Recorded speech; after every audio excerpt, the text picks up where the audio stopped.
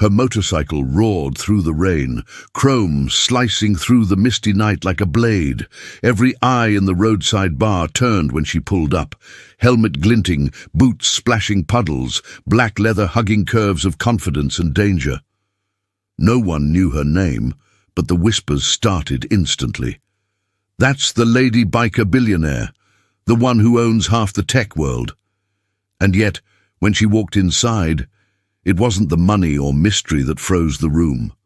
It was the moment her hand reached out, ripping open a single dad's shirt in front of everyone, and the Marine Corps tattoo beneath it silenced the music, the laughter, and every beating heart in that place. Because everyone knew what that tattoo meant. The story didn't start there, though. It started an hour before, when fate decided to pull two broken lives back into the same storm. Jake Turner sat in the corner of the dim bar, nursing a soda instead of a beer. Once, he'd have ordered the strongest thing on the menu, but that was before life gave him two little reasons not to drown himself. His twin kids, Emma and Ryan. They were home with his neighbor now, probably watching cartoons, unaware that their dad's hands still trembled sometimes when thunder hit. The Marine Corps had taught Jake discipline, loyalty, and how to face fire, but not how to rebuild when the war followed him home. He wasn't supposed to be here tonight. His buddy, an old comrade, had dragged him out to live a little. But a little felt like too much these days. The noise, the lights, the laughter, they all pressed on him like the desert heat. Then the rumble came, low at first, then sharp, commanding. A motorcycle's growl echoed through the parking lot. Heads turned. Jake didn't. He'd heard that sound 1,000 times in convoy. Engines and storms didn't scare him. But the sudden silence in the bar did. She stepped inside, dark hair damp from rain, eyes the color of midnight, and a leather jacket that looked more custom than couture. No makeup could hide the fire in her gaze. The lady biker billionaire.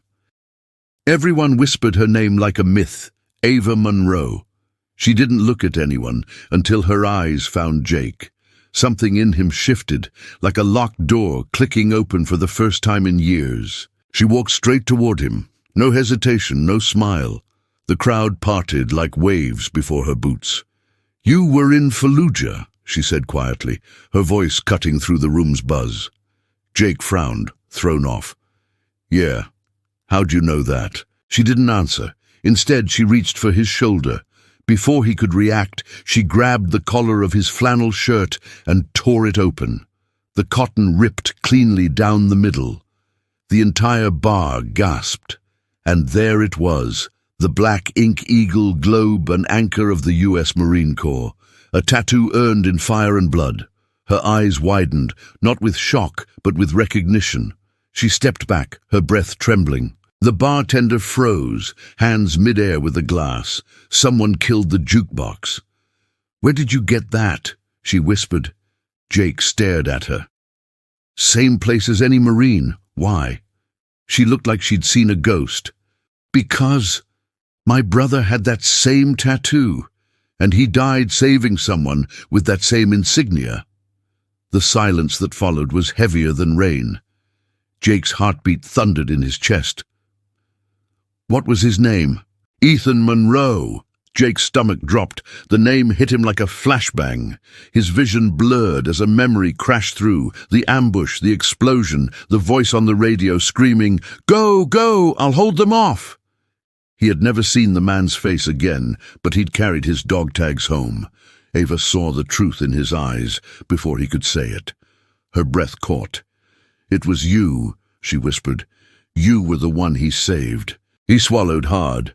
"And I promised him I'd find his sister one day. I just never thought—" He glanced around. "I never thought she'd walk into the same bar and tear my damn shirt open." She laughed, a short, broken sound that ended in tears. For the first time in years, Jake smiled. The whole bar seemed to exhale again, but something between them had already shifted, something deeper than gratitude, more complicated than chance. They sat for hours after that, trading pieces of the past like fragile glass. Ava told him how she'd built an empire from nothing after losing her brother, how she rode, because it was the only way to feel close to him again. Jake told her about raising twins on a veteran's pension, about sleepless nights and silent battles. The rain outside turned to mist. The night grew quiet. And somehow, by the time she reached for his hand, both of them realized they weren't broken in the same way anymore. They were healing in the same direction. 2 months later, the same bar was packed again, only this time for a fundraiser. Ava had partnered with Jake to open a veteran support foundation, the Ethan Monroe Project. What started as an apology over a torn shirt had turned into a mission to rebuild lives like theirs. Jake stood on stage, clean-shaven for the first time in years, his twins sitting proudly in the front row. He spoke softly, voice steady. Sometimes the people meant to save us show up when we least expect them. Sometimes riding a motorcycle, sometimes ripping your shirt open to remind you that your scars still mean something. Laughter rolled through the crowd. Ava smiled from the corner, tears shining under the neon lights. When the applause faded, she walked up and whispered, "You know, you never thanked me for the shirt thing." Jake smirked. "You owe me a new one." "Fine," she said, "but next time I'm ripping it off for a better reason." The crowd roared, but behind the laughter was something quieter. 2 souls finding home in the wreckage of the past. Outside, the rain started again. Ava tossed him her spare helmet. "Come on, Marine, let's ride." He looked at her, at the road waiting under the storm, and smiled. "After you, ma'am." Ooh. The engines roared, and the lady biker billionaire and the single dad veteran disappeared into the rain. 2 stories rewritten by fate, proof that sometimes the people who crash into your life are exactly the ones meant to set you free. And somewhere, miles away, under a sky splitting with thunder, a marine spirit finally rested, watching the 2 lives he'd once saved learn to live again.